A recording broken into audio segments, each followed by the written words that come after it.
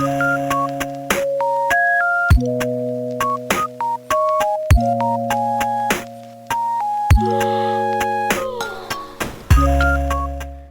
tentang virus corona yang beberapa pekan ini banyak dibahas media sosial Indonesia, pandemi ini memang membuat khawatir warga, bahkan menggoyahkan perekonomian nasional.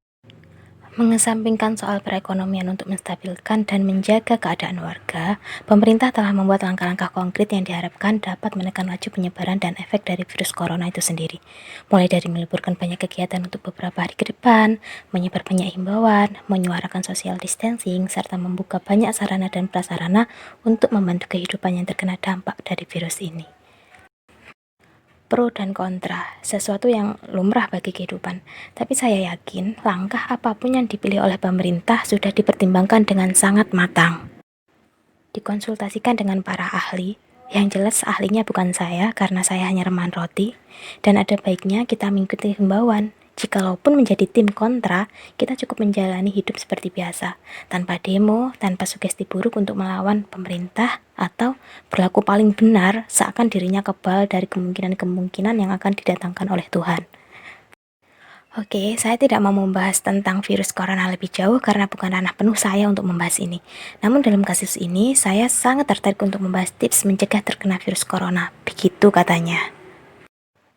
Sekarang saya sambungkan dengan latar belakang saya sebagai seorang nutrisionis yang masih baru. Dalam tips yang dikeluarkan oleh banyak instansi, salah satunya yaitu makan makanan bergizi dan seimbang. Untuk apa? Menjaga sistem imun tubuh. Terkait hal ini, sebelum COVID-19 menyerang pun, tugas kami sebagai ahli gizi salah satunya adalah memberikan edukasi dan terjun langsung untuk menangani masalah-masalah terkait gizi tubuh. Tanpa pernah kita tahu akan terjadi pandemik di tahun ini, jika masyarakat peduli dan edukasi tentang konsumsi makanan bergizi terdistribusi dengan baik, hal tersebut sudah sangat membantu pemerintah dalam mensukseskan programnya loh. Namun, apakah kita tahu kejadian luar biasa jenis apa yang akan terjadi 5 tahun ke depan misalnya? Sehingga kita mempersiapkan segala sesuatunya dari sekarang. Tidak kan?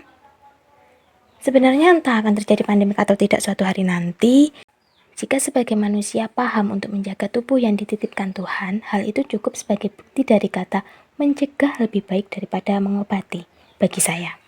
Nah, dalam kondisi ini, mungkin yang telah menerapkan hidup sehat lebih merasa tenang, diharapkannya begitu.